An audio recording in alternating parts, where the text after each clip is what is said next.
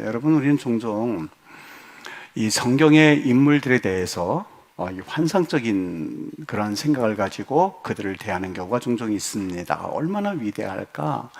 얼마나 저들이 영광스러운 이름이 되었기에 하나님께서 이 성경에 기록해 놓으셔서 신앙의 표준으로 삼으셨을까 하는 마음을 가지고 묵상을 하기도 하고 또 우러러보기도 하고 또 내가 좋아하는 성경의 인물들로 삼기도 합니다. 그런데 그 인물들을 가만히 살펴보면 어떻게 보면 우리보다도 더 불신앙의 그러한 발언을 할 때도 있고 또 그러한 삶을 살아갈 때도 있고 실망하고 좌절하고 낭망하고 그래서 하나님과의 관계가 뒤틀려져 있고 끝내는 그 삶 가운데서 다시 일어나고자 하는 그런 여러 가지 인생의 삶의 그 연속성 가운데에서 많은 것을 느끼게 하는 그러한 인물들이 바로 성경의 인물들입니다. 그 중에 한 명이 오늘 소개하고자 하는 아브라함입니다. 근데 그 아브라함은 사실 이 단계를 경험하면서 여러 가지를 우리에게 말씀해 주고 있는데 어느 날 하나님께서 15장에서 그에게 나타나셨습니다. 그리고는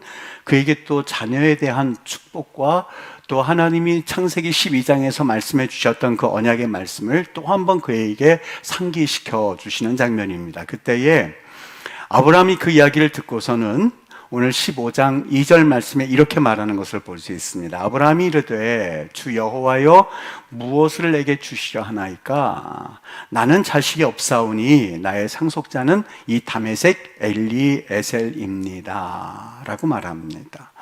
이 엘리에셀을 나의 상속자로 삼아 주셨으면 좋겠습니다. 그 이유는 자식이 없기 때문입니다 라는 이야기를 합니다. 여러분, 어떻게 보면 오늘 그 아브라함의 발언은 매우 상식적이고 어떻게 보면 주님께서 12장에 그러셨잖아요. 내가 너의 후손들을 하늘의 별처럼 그리고 땅의 모래처럼 그렇게 주신다고 하셨잖아요. 그런데 이 하나님의 약속이 어떻게 이루어질까 생각했던 아브라함이 도저히 자기의 몸에서는 이러한 일이 일어날 이라고는 상상이 가지 않는 상황에서 그래도 최선의 방법이라고 한다면 하나님, 나는 자식이 없지 않습니까? 그러니 이 엘리에셀을 상속자로 삼아 주십시오 라고 하는 그러한 간청을 드립니다. 그 당시에 사회적 또 문화적 관습에 의하면 자식이 없는 부부들에게는 흔히 할 수 있는 방법이 양자를 데려오거나 아니면 자신들이 키웠던 종들을 가만히 눈여겨보고 있다가 저 친구 괜찮다, 쟤 괜찮다 싶으면 양자로 삼아서 자기의 모든 재산을 상속할 수 있는 그러한 그 관례가 그대로 있었기 때문에 오늘 아브라함이 하나님께 간청한 것은 어떻게 보면 하나님이 약속하신 것을 자신이 이성적으로 그리고 문화적으로 누구든지 납득할 수 있을 만한 해결책을 그는 제시했던 겁니다. 하나님, 내게 뭘 주시려고 하는 겁니까? 나는 자식이 없으니 이 엘리에셀이 내 상속자가 되게 해주십시오 라고 하는 그런 답변이었습니다. 그런데 여기에는 우리 한 가지 좀 눈여겨보아야 할 대목이 있습니다. 분명히 오늘 그는 영적인 하나님 앞에서 믿음의 몸부림을 하고 있는 것 같지만 이것은 어떻게 보면 큰 불신앙을 하나님께 보여주고 있는 그런 모습이었거든요. 왜냐하면 하나님 분명히 그에게 약속하신 말씀의 내용을 보면 창세기 13장 15절을 보면 그 내용이 이렇습니다. 보이는 땅을 내가 너와 네 자손에게 준다고 그랬거든요. 그러니까 이 자손, 그러니까 우리는 그냥 통합적으로 그렇지 하고 넘어갈 수가 있는데 여기 히브리 말로 제라아라고 되어 있습니다. 여러분, 엘리에셀은 여기 제라라고 하는 말의 의미와 벤이라고 하는 두 가지 이 히브리어가 있는데 이 제라라는 말을 우리말 그대로 번역한다면 씨라고 하는 뜻입니다. 씨앗 할 때에 제라, 씨 뿌리다 할 때도 이 제라를 씁니다. 이 농사를 짓는 분들이 이 제라한 말을 쓰고 그 다음에 후손 또는 아들 이야기할 때 벤이란 말을 씁니다. 둘 다 자손으로 해석할 수 있는 말이에요. 그래서 조금 13장 15절에서는 내 자손이라고 했을 때에 제라한 말을 그렇게 번역을 했거든요. 하나님께서 그에게 뭐라고 약속해 주셨냐면 내 자손을 내게 주리니 너와 내 자손에게 보이는 땅을 주리니 영원히 이를 거다라고 하면서 분명히 자손에 대한 약속을 해주셨는데 어떤 용어로 썼냐면 제라아라는 말을 씁니다. 다른 사람이 아니야. 네 씨에서부터 시작되어진 후손들이 이 땅을 차지하게 될 거야 라고 말씀을 해주셨어요. 여러분, 엘리에셀이나 여기 되게 해주십시오 그랬을 때 그 엘리에셀은 씨는 될 수가 없어요. 벤, 아들은 될 수 있거든요. 양자 삼아서 아들은 될 수가 있고 자녀는 될 수가 있고 후손은 될 수 있지만 하나님께서는 분명히 이것을 구별해서 내 씨에서, 다시 말하면 또 오늘 본문에서 나오지만 네 몸에서 날 자가 후사가 될 거야 라고 하면서 몇 번을 말씀을 해주셨는데, 아브라함이 엘리에셀을 이렇게 내세웠던 것은 어떻게 보면 하나님의 말씀이 어떻게든지 이루어지게 하려고 하는 그러한 그의 영적 몸부림이라기보다는 하나님 됐어요, 이제 그만하십시오. 그만하십시오 하나님. 벌써 여기에 땅에 온 지 10년이 지나서 내 나이 85세가 되었고, 그리고 내 아내는 75세가 되어서 사실 나는 자녀를 출산할 수 있을 만한 그러한 능력에게 시간이 이미 지나버렸습니다. 하나님 그만하세요. 히브리 말에 die란 말이 있어요. 아이들이 막 귀찮다면 die 그래요. 충분하다 이거예요. 충분하니까 그만해라 할 때 die란 말을 씁니다. 여러분, 하나님께서 오늘 이 시간 나타나셔서 아브라함에게 아브라함아, 내가 너에게 네 후손들을 이렇게 많게 해줄게 라고 했을 때 아브라함이 하고 싶었던 말은 하나님 됐습니다, 이제 그만하십시오란 말이에요. 그러니까 여기 내가 무자하오니 자식이 없으니 엘리에셀이 이제 나의 상속자가 되리이다 라고 하는 그 말의 의미는, 여러분 우리 큐티할 때 어떻게 하나요? 이 말 분명히 큐티를 하라고 한다면 여러분이 이렇게 말씀하셨을 거예요. 뉘앙스를 표현한다면, 하나님, 아휴 나 이젠 자식이 없으니까 이 사람이나 세워주세요 이런 뜻이 아니에요. 여기 뭐라고 되냐면 아니 홀레흐 아리리라고 되어 있거든요. 아리리라는 말이 자식이 없다는 뜻이고 아노키라는 말은 나라는 뜻입니다. 이게 홀레흐 중간에 이 말은 번역을 안 했는데 걷는다라는 말이에요. 나 지금 자식 없이 걸어가고 있습니다. 과거에도 없었고 지금도 그렇게 걸어가고 있으니 미래도 없을 겁니다. 하나님, 난 됐습니다. 이제 그만 말씀하십시오. 난 그냥 자식 없이 걸어갈 테니 엘리에셀이나 하나님 세우려면 세우십시오라고 하는, 하나님께 향하여서 그가 가지고 있었던 그 마음의 분함 내지는 하나님이 약속하셨음에도 불구하고 10년이 지나도록 성취되지 않는 그의 마음에 하나님을 원망하는 그 뉘앙스가 담겨져 있는 것이 나는 자식이 없사오니의 의미입니다. 여러분, 오늘 아브라함의 그 모습은 단순히 아유 자식 없어 이 뜻이라기보다도 하나님 말씀하셨잖아요. 10년 전에도 말씀하셨고, 하나님 나에게 분명히 내게 보일 땅으로 가라고 하셨을 때 하늘의 별, 이 땅의 모래처럼 말씀하셨잖아요. 아, 이게 뭡니까? 아무것도 성취되지 않았거든요. 교회 다니면 하나님 복 받는다고 말씀하셔서 교회 다녔는데 별로 변화된 거 없거든요. 교회 다니면 가정 치유된다고 하셨는데 하나님 그저 그렇거든요. 나는 내가 지금 기도한 것이 몇 년째인데 하나님 이것이 하나도 성취되지 않습니다. 도대체 하나님은 살아계신 겁니까? 라고 하는, 어떻게 보면 오늘 아브라함의 그 모습은 우리가 살아가고 있는 현대인들에게 하나님과 갈등 관계의 모습을 그대로 역없이 보여주는 표현이 바로 나는 무자하오니 라는 그 뜻입니다. 자식이 없사오니 하나님 도대체 또 나타나셔서 하늘의 별, 땅의 모래를 또 말씀하고 있으니 하나님 너무 답답합니다. 그만하십시오. 상관하지 마세요. 하나님 내 인생 내가 살아갈게. 도저히 내게 음성 들려주신다고요? 음성 들었다가 괜히 선교사로 나가라고 하면 어떡해요? 음성 들려주셨다가 괜히 신학교 가라고 하면 어떡하게 해요? 하나님 음성 들려주셨다가 날 보고 헌신하라고 그러면 어떡하게 해요? 아유, 음성 안 듣는 게 낫지요. 큰일이지요. 하나님 그만하시기 낫지 않겠습니까? 라는 표현이에요. 오늘 15장 3절에 그 이야기를 반복합니다. 뭐라고 말하냐면 아브라함이 이르되 주께서 내게 씨를 주지 아니하셨으니, 여기 분명히 반복하고 있죠. 주께서 내게 씨를 주지 아니하셨으니 내 집에서 길린 자, 이 엘리에셀이 내 상속자가 될 겁니다 라고 하면서 하나님을 원망하다 이제는 직설적으로 하나님, 씨를 주지 않은 게 하나님이셨지 않습니까?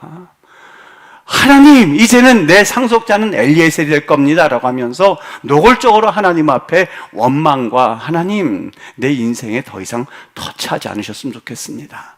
들어오지 않으셨으면 좋겠습니다. 그만하셨으면 좋겠습니다. 왜요?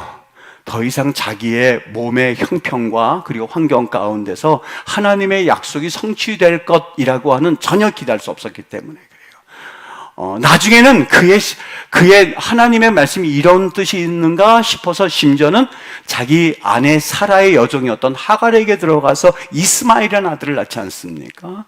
여러분, 우리가 큐티할 때 흔히 오가는 본문이 오늘 본문의 말씀이에요. 여러분, 이 말씀을 다시 한번 좀 우리가 알아듣기 쉽게 번역해 볼까요? 하나님, 나 자식 없이 걸어가고 있거든요. 지난 10년 동안 그렇게 애를 쓰고 하나님 앞에 기도했지만 하나님 응답하지 않으셨잖아요. 나 그냥 앞으로도 그렇게 걸어갈 거거든요. 더 이상 희망 고문 시키지 마세요. 교회 다니면 정말 회복된다고요. 희망 고문 그만하세요. 위로하고 하나님 역사하시고 복 주신다고요. 그냥 나는 신앙 따로 생활 따로 할 테니 주일날 교회 다니고 그리고 내가 그저 성경 읽고 하는 것으로 끝내고 내 삶은 내 삶대로 따로따로 들어갈 테니 그냥 신앙은 그저 그런 것 하나의 액세서리에 불과하니 그냥 내가 크리스찬이라고 하는 이름만 가지고 있는 걸로 만족할게요. 하나님과 뒤틀림과의 관계를 가지고 있는 것이 바로 아브라함이었었어요. 어느 정도 이해가 돼요. 그죠? 혈을 단신으로 그 약속의 땅에 왔죠. 하나님께서 지시하지 않았음에도 불구하고 그것을 믿음으로 보고 왔죠. 여러분, 그 당시에 자녀라고 하는 것은요, 지금 우리에서는 부의 상징이 뭔가요? 뭐라고 생각하시는 괜찮습니다. 부동산이 되었든 뭐가 되었든 하여튼 우리의 부동산 이 기준이 뭔가 되었든 있을 거예요. 그 당시에는 뭐였었냐면 그 사람이 과연 사람답게 사느냐, 과연 축복받은 사람이냐의 판단 근거가 바로 자녀였었어요. 자녀가 있으면 복받은 사람이고 자녀가 없으면 저주를 받은 사람이고, 그래서 어떻게 해서든지 간에 양자를 들여서라도 자녀 삼는 것, 겉보기에 나도 자녀 있다라는 이야기하는 것이 그들의 최고의 영광이었거든요. 여러분, 자녀 생각하지 않는 부모가 어디 있겠습니까? 여기 있는 분들 가운데서 나는 좀 고생하더라도 자녀가 조금 잘 되는 것, 그 목적 가지고 사실 위로받는 것이 인지상정 아니겠습니까? 하나님께서 아브라함에게 주신 그런 가장 귀한 희망 중의 희망이 자녀에 대한 복이었었어요. 얼마나 큰 복이에요. 내가 하늘의 별들처럼 줄게, 땅의 모래처럼 줄게. 그런데 어느 날 10년간 지나면서 이것이 그에게는 희망 고문이 되기 시작했었던 거예요. 여러분, 쉽게 동감이 됩니까? 과연 이 아브라함의 심정이 이해가 되시나는 이야기예요. 이 사회복지를 전공한 그 청년의 스토리가 인터넷에 있어서 잠깐 한번 읽어봤어요. 23살부터 취업 준비를 했다고 그래요. 근데 4학년 1학기 때부터 이 휴학을 했는데 이 정보를 좀 얻고 그리고 좀 준비를 하기 위해서 내가 사회에 나가기 전에 이 학생의 신분으로서 그런 정보를 좀 가지고 그래도 취직하고 있으면 2학기 때는 얼른 졸업을 하고 그리고 취직하면 되겠다 싶어서 나갔는데, 이 청년이 구구절절히 자기가 경험한 이야기를 거기 썼어요. 요약해서 말하면 사회는 부정이 많다는 거예요. 비리가 너무 많다는 거예요. 그리고 급여도 너무 적고, 그리고 근무 환경도 자기가 그동안 상상했던 것 초월을 할 만큼 근무 환경도 열악하더라는 거예요. 눈치 봐야 되고 새벽부터 밤늦게까지 나가서 자기가 휴학하에 있는 5개월, 6개월 기간 동안 했었던 것은 이력서 보내고 면접 보고 떨어지고, 이력서 보내고 면접 보고 떨어지고, 붙었으면 도저히 다닐 수 없는 환경에 그저 들어가고 하는 것을 보면서 그가 느낀 것을 한마디로 이렇게 했더만요. 내일은 얼마나 더 지루하고 재미없을까? 그리고 나는 혹시 잉여 인간이 아닐까? 라고 하는 이야기를 썼어요. 중요한 것은 그 청년이 바로 크리스찬이었었다고 하는 거예요. 여러분, 아브라함의 나이가 85세가 넘었어요. 그토록 하나님께서 자녀에 대한 이야기를 하셨고 자녀에 대한 복을 이야기하셨고 약속을 하셨음에도 불구하고 10년이 지나도록 전혀 그에게는 요동하지 않는 삶의 그 모습을 전혀 변하지 않는 자신의 삶의 환경을 보면서 하나님을 향하여서 사랑의 관계가 아닌 이제는 하나님 제발 내 삶에 그만 그만 말씀하십시오. 개입하지 않으셨으면 좋겠습니다. 또 말씀하시려고 오셨습니까? 하나님, 나는 무자하오니라고 해서 한숨이 아니에요. 하나님, 난 내 갈 길 걸어갈 거거든요. 하나님, 아무리 말씀하셔도 난 내 계획이 있거든요. 하나님, 소기의 경일깁니다. 절대 듣지 않을 겁니다. 라는 그 말씀이 나는 무자합니다. 하나님, 씨를 주신다고 하셨으니 그건 없습니다. 그런 일이 일어나지 않을 겁니다. 하나님, 그만하십시오. 라는 의미였었어요. 이 선교사 가운데에 스웨덴 선교사 이야기가 아주 참 우리의 마음에 여러 가지를 생각해 주는 데이비 플러드라고 하는 선교사인데요. 그런 교훈을 주는 선교사님 이야기입니다. 하나님 앞에 열정을 가지고 젊은 시절 그의 삶을 헌신하기로 결정했던 거예요. 여러분, 선교사로 헌신하기까지 얼마나 수많은 그런 환경 가운데서 그 은혜를 받았기에 선교사로 헌신을 했겠습니까? 그의 삶을 헌신하기로 작정한 거예요. 아내 스베아를 데리고 2살 된 아들을 데리고 이제 콩고 지역으로 떠나게 되었던 거죠.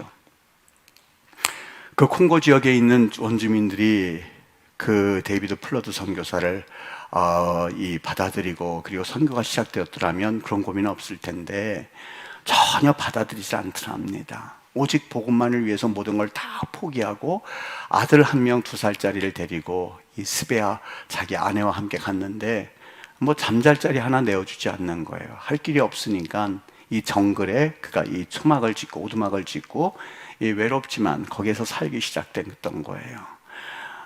사회라고 해봤자 콩고 지역에 있는 그분들이 마음이 강팍하다 보니까 이 아이 한 명이 와서 주일마다 와서 그냥 주일학교처럼 말씀을 이 선교사님으로 듣는데 뭐 영어가 통하겠습니까? 그렇다고 콩고 언어를 잘 해서 이 언어가 되겠습니까? 그저 그냥 가르치는데 이 스베아 아내가 말라리아 열병에 걸린 거예요. 몇 달 동안을 뜨겁게 고열로 인해서 고생하면서 굶주렸죠. 도움받지 못하죠. 아내는 알아 누워있죠. 아들은 2살짜리 아이를 키워야 되겠죠. 너무너무 이분이 힘든 거예요. 지쳐있던 어느 날 이 아내가 결국에는 딸아이 에이나라고 하는 딸아이를 낳고 7일 만에 숨을 거둡니다. 그때에 그나마 사역을 견뎠던 이 데이비드 플러드 이 선교사님이 여기서 폭발을 해버립니다. 그동안 그래도 좀 명맥을 유지하면서 이 주일날마다 찾아오는 이 아이, 말은 통하지 않지만 그래도 하나님 앞에 사역이라고 이 아이를 가르치면서 그저 견뎠는데 아내가 죽고 나니까 더 이상 견디지 못하고 폭발을 해버려요. 하나님, 내가 생명을 바치려고 이곳에 왔는데 도대체 나한테 왜 이러십니까? 이제 겨우 27살밖에 안 된 아내를 왜 데려가셨습니까? 하나님, 정글에서 지금까지 내가 한 일이라고는 말도 잘 알아듣지 못하는 이 어린 소년뿐입니다. 하나님, 더 이상 못하겠습니다. 하나님, 난 무자합니다. 난 내 갈 길 가겠습니다. 하나님, 어저께도 자식이 없었고 지금도 없고 내일도 없을 겁니다. 혈혈단신 하나님, 그곳에서 하나님 가라고 하셔서 이곳에 왔을 뿐이고, 그리고 하나님께서 이곳에서 그 자녀에 대한 분명한 약속을 주셨는데 끝났으니 난 내 길을 가겠습니다. 그 심정으로 이 데이비 플러드 목사님, 이 선교사님이 하나님 됐습니다. 나 청산하고 돌아가겠습니다. 얘야, 넌 그만 오거라. 그 길을 떠납니다. 아내를 묻고 나서 얼마나 실망이 되는지 아내가 낳은 그 딸을 키울 자신이 없었던 거예요.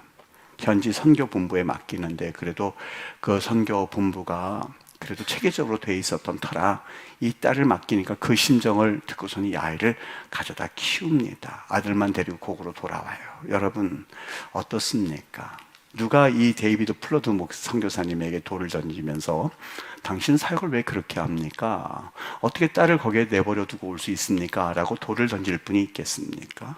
이 아브라함을 향하여서 아브라함, 어떻게 하나님께 대해서 그런 불경하는 말을 할 수가 있어? 라고 말을 할 수가 있겠습니까? 이 필립 얀시가 이런 책을 하나 썼어요. 하나님, 당신께 실망했습니다 라고 하는 책이에요. 여기 책 내용을 저는 다 읽지는 못했는데 아주 인상 깊은 한 문장이 있어서 여러분에게 잠깐 소개를 할게요. 여기에 이런 말을 하더만요. 하나님께 실망하지 않는 사람은, 여러분 누가 하나님께 실망하지 않을 것 같아요? 믿음이 좋은 사람, 그리고 이 믿음이 이 믿음의 거장들이 하나님께 실망하지 않을 것 같죠? 네, 필립 얀시가 이런 얘기를 하네요. 하나님께 실망하지 않는 사람들은 오직 불신자뿐이다. 하나님께 실망하지 않는 사람은 오직 불신자, 하나님을 알지 못하는 사람은 실망하지 않는다는 거예요. 왜요? 기대하지 않기 때문에. 기대하지 않기 때문에. 여러분, 우리가 실망하는 이유가 있다면 하나님 공평하신 하나님이잖아요. 하나님 어떻게 악이 저렇게 번성하도록 내버려 두시는 거죠? 도대체 저 묻지마 범죄로 인하여서 하루아침에 가족을 잃는 사람들 하나님 살아계신 겁니까? 비록 하나님께 실망을 하지만 그 밑바닥에는 하나님 공평하신 하나님 맞잖아요. 하나님 살아계신 하나님 맞잖아요. 그 마음이 있기 때문이라는 거예요. 하나님 침묵하시는 건가요? 왜 침묵하시죠? 하나님, 예수 믿으면 복을 받는 건 맞잖아요. 그런데 내 삶은 왜 이래요? 불평하는 이유는 그나마 하나님께 대하여서 나름대로는 그 하나님이 어떠한 하나님이시라는 것을 믿고 있기 때문에 실망을 한다는 거예요. 필립 얀시가 하는 말이에요. 때로는 우리 마음 가운데 이러한 마음이 들 때에 여러분 너무 이상하게 생각하지 않게 되기를 바랍니다. 하나님, 내 삶에 더 이상 그만 말씀하세요. 하나님, 나는 내 길을 걸어가겠습니다. 내 인생 내가 걸어가겠습니다. 하나님 붙잡아 주시고 하나님 역사해 주시고 인도해 주신다고 나도 수도 없이 설교 말씀도 듣고 말씀으로 위로를 받고 그리고 내 은혜를 받지만 하나님, 내 삶은 조금 더 나아지는 것 없거든요. 여러분, 그럼에도 불구하고 하나님께서 우리를 지켜보신 이유가 한 가지 있습니다. 하나님이 이 아브라함의 하나님, 아브라함을 보실 때마다 이스라엘 백성들이 계속해서 되뇌이는 것이 하나가 있습니다. 아브라함의 하나님, 이삭의 하나님, 야곱의 하나님. 왜 그 이야기를 하나님 앞에서 그 백성들이 계속해서 불러가며 기도하는 것일까?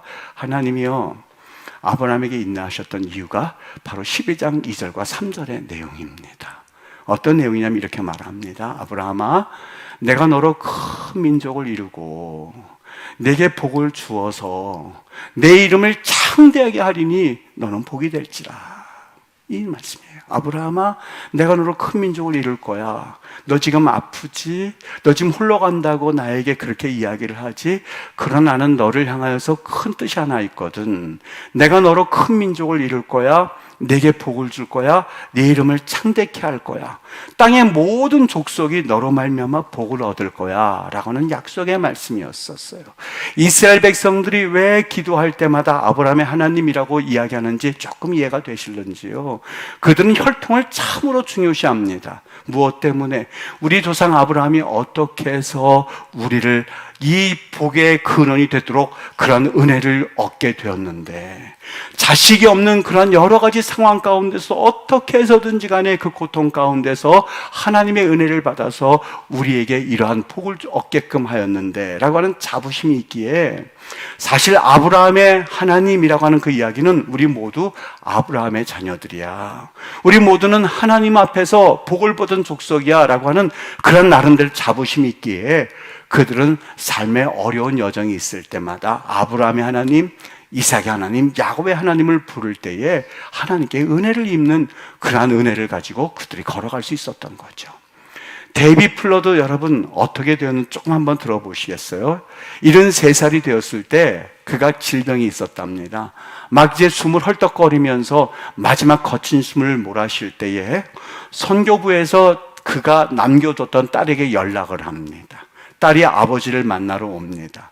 40년 만에 처음으로 이 스웨덴에 아버지를 만나러 오게 되는데, 이 딸이 놀라운 소식을 아버지에게 전합니다. 비행기가 한 번에 오지 않고 런던을 거쳐서 오는데 아마 런던에서 잠깐 머무를 기회가 있었나 봐요. 런던의 한 집회를 참석하게 되었는데 거기 흑인 목사님이 그토록 말씀을 은혜롭게 증거하는 거예요. 그 런던에 모인 많은 사람들에게 복음을 증거하면서 자기 나라에 관해서 이야기를 하는데, 그 내용 가운데 내가 처음 복음을 들을 때의 정글 한가운데서 데이빗 플러드라고 하는 선교사님에게 복음을 들었고, 그의 사모님 아내는 거기에서 돌아가셨고, 그리고 자기는 그날로 해서 이제는 복음을 들을 기회가 없었지만 그 복음의 씨앗이 자에게 도전이 되어서 목회자가 되었고, 그리고 자기 콩고 나라는 자기가 중심이 돼서 32개국에 선교사를 보내고 11만 명의 그리스도인들을 결단하게 하는 아주 중심적인 인물이 되었던 거예요. 얼마나 감동이 되는지 이 딸이 그 이야기를 듣고는 콩고 목사님을 만나요. 그게 우리 아버지라고. 둘이 부둥켜 안고 이 여인이 그걸 가지고 아버지에 가요. 데이비 플러드 목사님 자기 아버지에 가요. 이제 막 거친 숨을 몰아쉬면서 헐떡헐떡대는 아버지에게, 아버지, 나 오다가 런던에서, 여러분 그게 우연의 일치라고 보십니까? 하나님께서 그 데이비 플러드 목사님, 그 선교사님에게 그 메시지를 전해주고 싶었던 것 아니었을까요? 하나님이 긍휼히 여김이 아니었을까요? 아버지, 조금 전에 런던에서 올 때 이러이러한 이야기를 들었습니다 했을 때 그 아버지가 눈물을 흘려요. 그래서 한마디 합니다. 하나님, 긍휼히 여겨주심을 감사합니다. 그리고 그가 끝이 나요. 여러분, 저는 이야기를 들으면서 하나님께서 이 아브라함을 그럼에도 불구하고 그를 지켜보셨던 이유가 무엇일까? 그 이유는 오직 한 가지입니다. 그를 통해서 위로받아야 할, 또 그를 통해서 복을 받아야 할 하나님의 사람들이 아직도 하나님은 그 마음에 담고 있었기 때문에 하나님은 비록 아브라함의 그런 외마디 절규 가운데서도 기다리고 인내하시고 긍휼히 여기셨던 것이죠. 이번에요, 여러분, 제가 만났던 분들이 좀 몇 분들이 있습니다. 제가 실명은 거론하지 않을게요.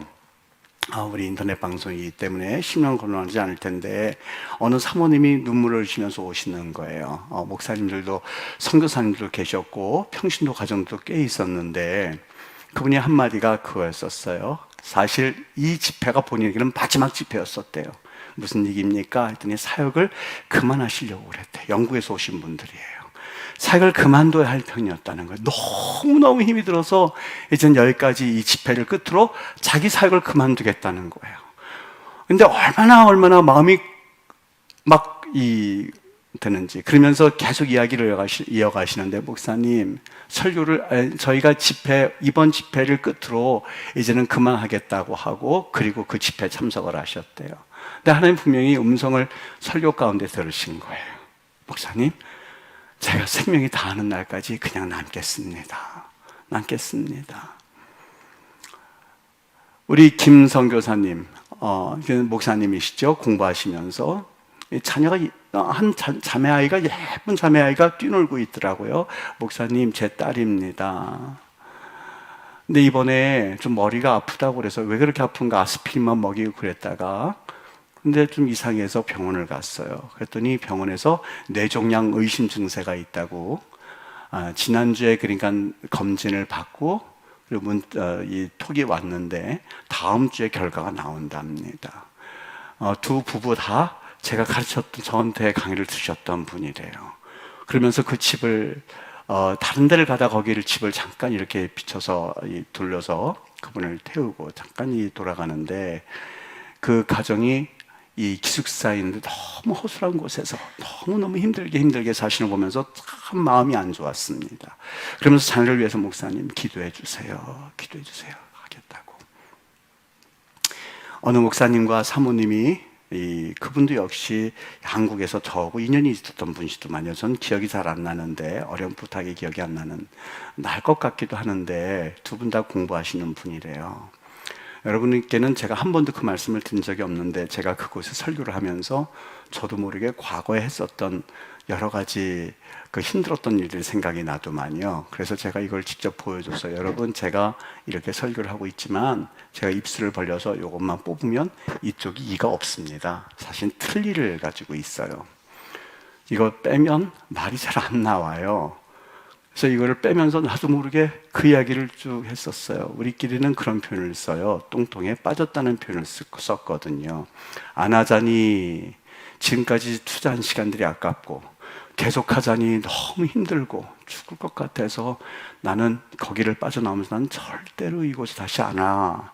그렇게 생각을 해서 지금까지 한 번도 간 적이 없습니다. 너무너무 저에게는 이 외국이 참 아픔과 그리고 쓰라림으로 남아 있습니다 했더니 이분들이 오시는 거예요. 오셔서, 목사님, 실은 저 그만하려고 그랬었거든요. 그런데 그 가운데서 하나님이 저에게 말씀하시는 것을 듣고 다시 한번 하나님 앞에 힘을 얻고자 합니다 라는 이야기를 해주시더만요.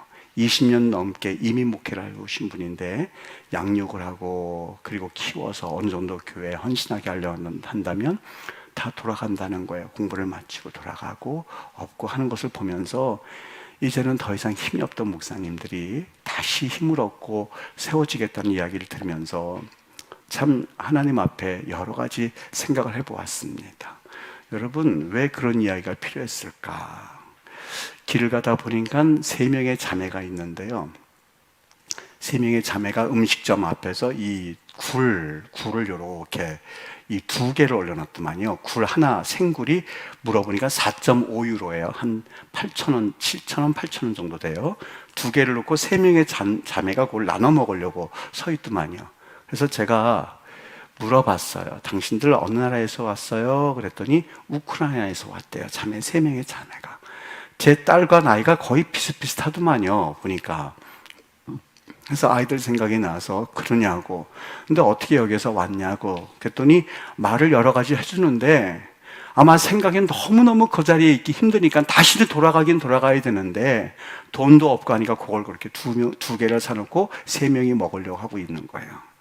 마음이 아파서 여기에 핸드폰을 올려두고 여기에 손을 얹을래?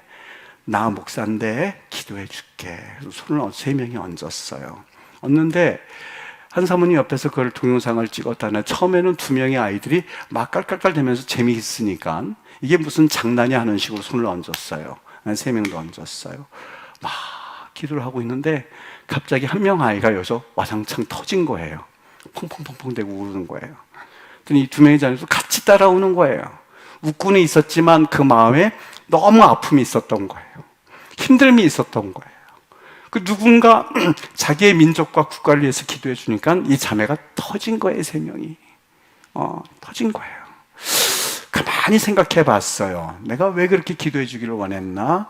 우리 조상들이, 믿음의 선배들, 우리 조상들이 전쟁을 겪었잖아요. 이 자매들을 보니까 야, 우리 선배들도, 우리 조상들도 굉장히 힘들었을 텐데 얘네들도 자기 집 바로 옆에 폭탄이 떨어졌대요.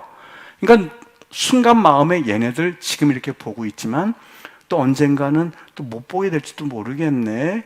또 가면 얘네들이 생사를 또 걱정하며 살아야 되겠네. 그 예쁘게 생긴 자매들이 다 그렇게 살아야 되겠네 하다 보니까 마음이 그토록 힘든 거예요. 저는 그때 알았어요. 아, 그렇구나. 우리 신앙생활의 여러 가지 굴곡들과 아픔들을 하나님께서는 아름답고 귀하게 사용해 주시는구나. 물론 다른 총회장님을 비롯해서 3분의 목사님들 다 설교를 하셨어요. 여러분, 내가 설교를 잘해서 하는 얘기 전혀 아니에요. 오해하지 마세요. 오해하지 마세요. 그런데 그분들을 그 아픔을 어루만질 수 있었던 한 가지 하나님이 주신 저에게 정말 가지고 있는 것 하나가 있었다면 똑같이 아픔을 겪었거든요. 너무너무 그 생활이 힘들다는 거, 그리고 어떻게 해서든지 간에 그만하고 나았으면 좋겠다는 마음을 누구보다 잘 알고 있거든요. 그 얘기를 한 가지 들을 때마다 그들도 동진감을 느끼고, 아, 그렇구나. 목사님, 저 한쪽이 이쪽이 다 없어요. 여러분, 다 없어요. 이걸 조금 이렇게 보여줬어요. 저 이래요. 한 가지는 다 내놓고 그리고 한다고 그러는데 아직까지 건강하시잖아요. 그러니까 건강하거든요. 저는 굉장히 아파요. 힘들었어요. 한 번도 안 간다고 아주 결심을 했어요. 그리고 하나님이 지금 또 사역도 하게 해주세요. 하여튼 그분들이 이 동질감을 느꼈던 모양이에요. 이사야가 어느 날 하나님을 경험하거든요. 뭐라고 이야기하냐면 하나님을 경험하고 나서 깜짝 놀래요. 이렇게 그가 이사야 6장 5절에 이야기합니다. 화로다 나여 망하게 되었도다. 나는 입술이 부정한 사람이요 나는 입술이 부정한 백성 중에 거주하면서 만군의 여호와이신 왕을 배웠음이로다 하였더라. 그는 큰일 났거든요. 왜 나 같은 사람에게 하나님을 경험하게 하셨을까? 그때 하나님이 그에게 사명을 주세요. 너희의 하나님이 이르시되, 이사야 40장 1절입니다. 너희는 위로하라, 내 백성을 위로하라. 너희는 예루살렘의 마음에 닿도록 말하며 그것에게 외치라. 그 노역의 때가 끝났고 그 죄악이 사함을 받았느니라. 그의 죄로 말미암아 여호와의 손에서 벌을 배나 받았느니라 할지니라. 외치는 자의 소리여 이르되, 너희는 광야의 여호와의 길을 예비하라. 사막에서 우리 하나님의 대로를 평탄하게 하라.